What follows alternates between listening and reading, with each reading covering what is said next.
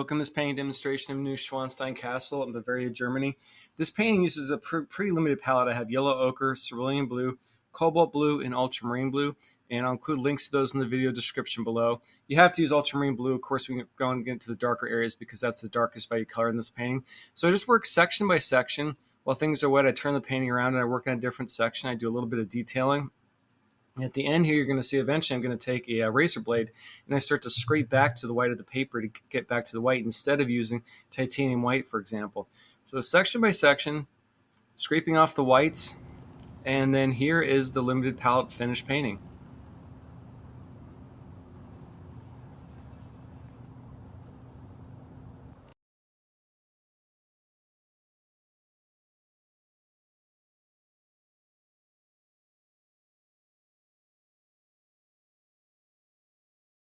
If you like this content, hit subscribe. I'll have more watercolor tutorials in the future. Thanks a lot and happy painting.